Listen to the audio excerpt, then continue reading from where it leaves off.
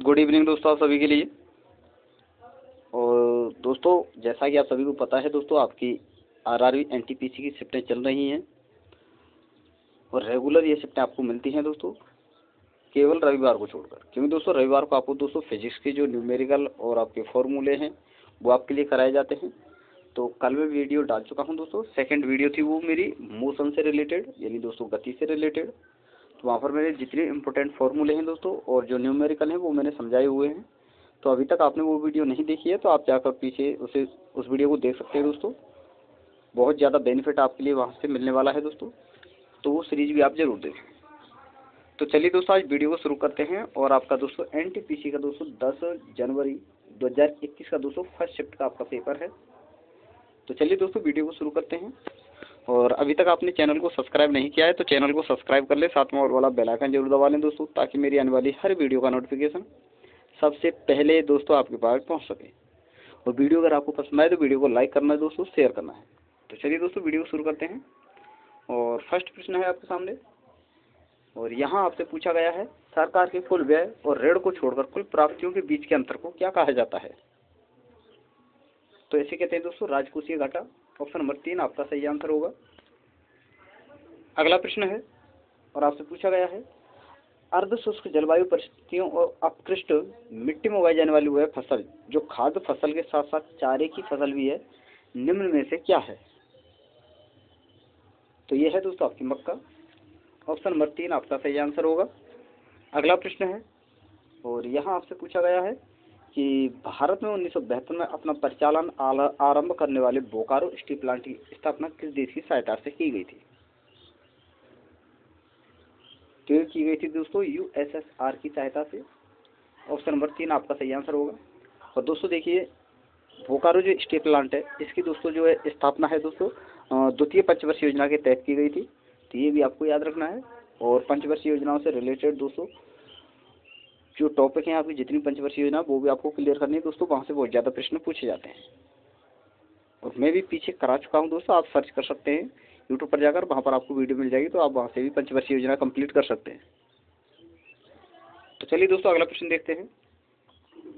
और आपसे पूछा गया है, न्यूयॉर्क के आइकॉनिक मेडिसन स्क्वायर गार्डन में कुश्ती करने वाले प्रथम भारतीय पहलवान कौन थे? तो ये थे दोस्तों आपको बजरंग पूनिया। ऑप्शन नंबर 2 आपका सही आंसर होगा। अगला प्रश्न है दोस्तों, और यहाँ आपसे पूछा गया है कि क्षेत्रीय हवाई संपर्क को सस्ता और सुविधाजनक बनाने वाली योजना का नाम क्या है? तो यह है दोस्तों उड़ान योजना। ऑप्शन नंबर 3 आपका सही आंसर होगा। अगला प्रश्न है, और आपसे पूछा गया है कि नीति आयोग का पहले अध्यक्ष कौन थे? तो ये थे दोस्तों नरेंद्र मोदी। ऑप्शन नंबर 4 आपका सही आंसर होगा। यानी दोस्तों जो नीति आयोग है तो इसकी स्थापना जो है दोस्तों, देखिए नीति आयोग की जगह जो पहले इसका नाम था वो था आपका दोस्तों योजना आयोग। यानी दोस्तों योजना आयोग का नाम बदलकर ही दोस्तों नीति आयोग किया गया है। तो आपको बता दूं दोस्तों, योजना आयोग का जो अध्यक्ष वो भी आपका पीएम ही होता था, और नीति आयोग का भी नाम अध्यक्ष जो है दोस्तों पीएम ही होते हैं।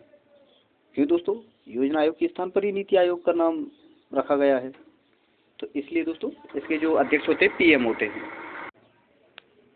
अगला प्रश्न है दोस्तों, और यहाँ आपसे पूछा गया है, इंटरनेशनल एटॉमिक एनर्जी एजेंसी का सृजन किस वर्ष किया गया था? तो इसकी स्थापना जो है दोस्तों 1957 में की गई थी। ऑप्शन नंबर 1 आपका सही आंसर होगा। अगला प्रश्न है, और आपसे पूछा गया है कि निम्नलिखित में से किसने संथाल विद्रोह और 1857 के विद्रोह के दौरान अंग्रेजों की सहायता की थी? तो ये की थी दोस्तों महाराजा मेहताब चंद्र ने। ऑप्शन नंबर 4 आपका सही आंसर होगा। अगला प्रश्न है, और आपसे पूछा गया है, अंतरिक्ष अनुसंधान के लिए भारतीय राष्ट्रीय समिति का गठन कब किया गया था? तो ये किया गया था दोस्तों 1962 में। ऑप्शन नंबर 4 आपका सही आंसर होगा। अगला प्रश्न है, और यहाँ आपसे पूछा गया है, समान डेटा प्रकार के संलग्न डेटा के एक सेट को क्या कहा जाता है? तो इसे कहते हैं दोस्तों एरे। ऑप्शन नंबर 1 आपका सही आंसर होगा। अगला प्रश्न है, और आपसे पूछा गया है, लोकप्रिय काल्पनिक उपन्यास दोस्तों चंद्रकांता की रचना किसने की थी? तो ये की थी दोस्तों देवकीनंदन ने। यानी देवकीनंदन खत्री ने। ऑप्शन नंबर 3 आपका सही आंसर होगा।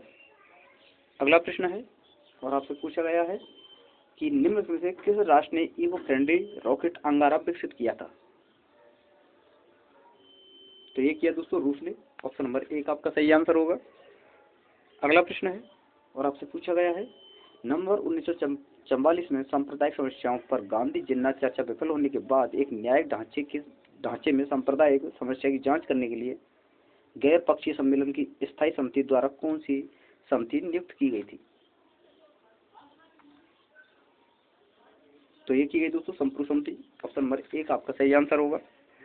अगला प्रश्न है और आपसे पूछा गया है कि वह पोर्ट जो डिजिटल उपकरणों में और डेटा के स्थानांतरण के लिए प्रोटोकॉल है, इसे किस रूप में जाना जाता है? तो इसे कहते हैं दोस्तों यूएसबी पोर्ट। यानी दोस्तों यूएसबी पोर्ट जो है दोस्तों ये प्रोटोकॉल है। तो ये आपको याद रखना है।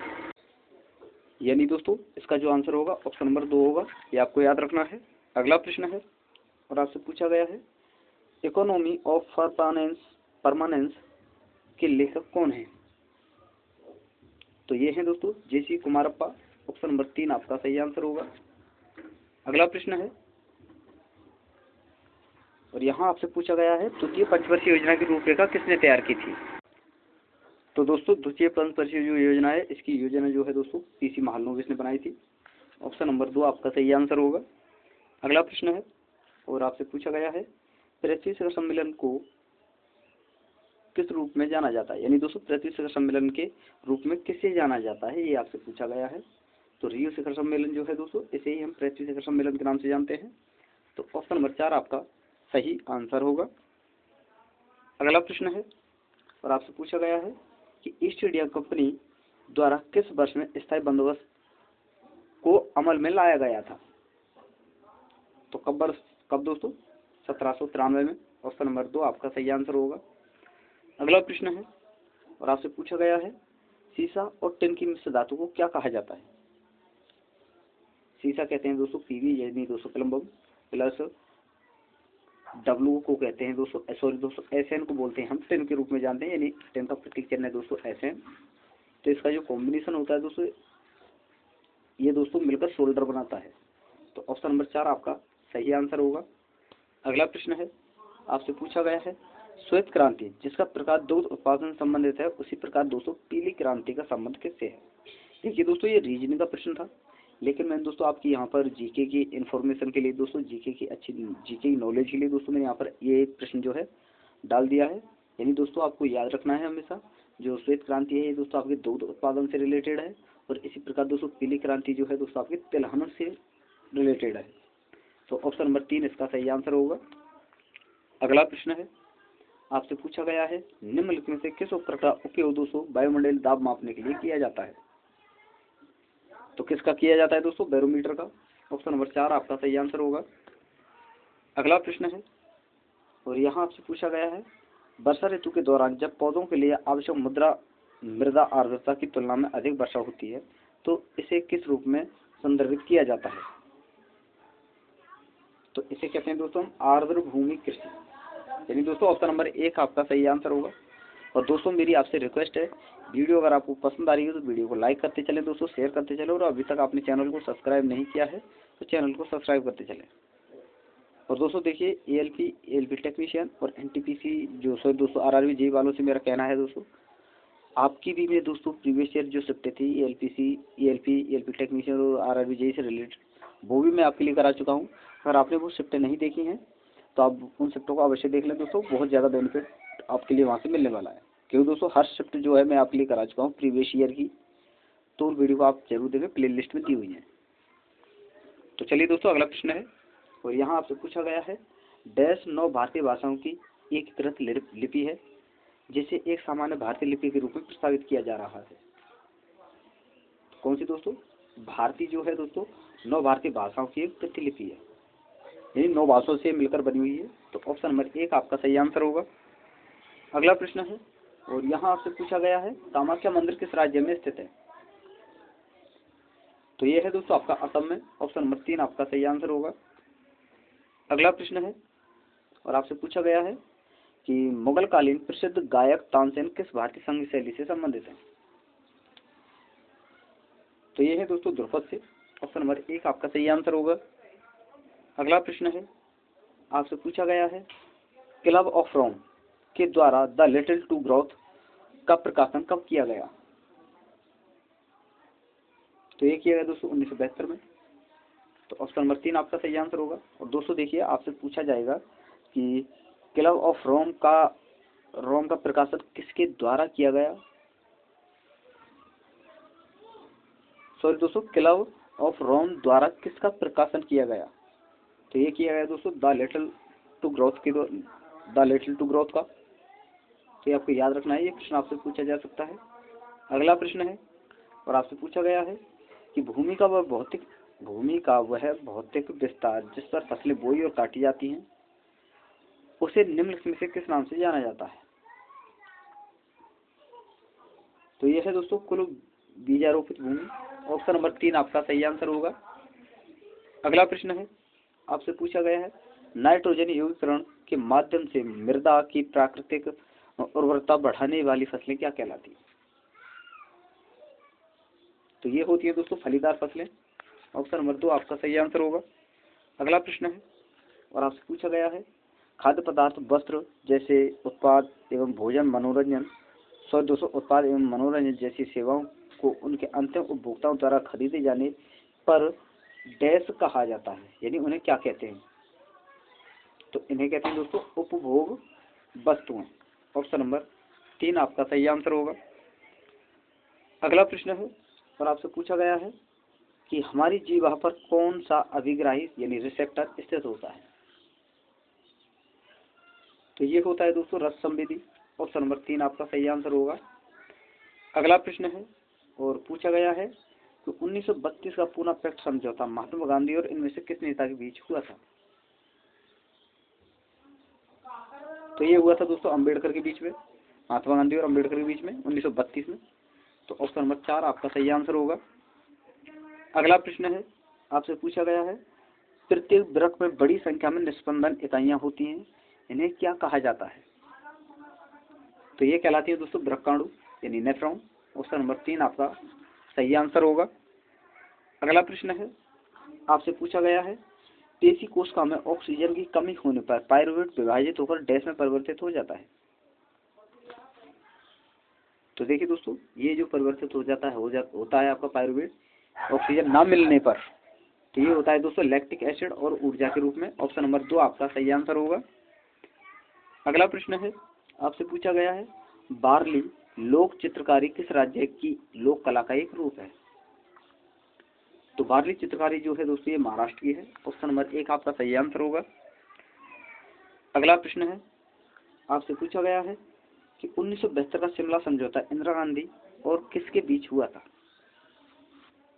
तो ये हुआ था दोस्तों जुल्फिकार अली भुट्टो के बीच और इंदिरा गांधी के बीच में 1972 में शिमला समझौता जो है हुआ था। तो ऑप्शन नंबर 1 आपका सही आंसर होगा। तो ये आपको याद रखना है, वेरी वेरी इंपॉर्टेंट क्वेश्चन है दोस्तों, बहुत ज्यादा ये पूछा जाता है।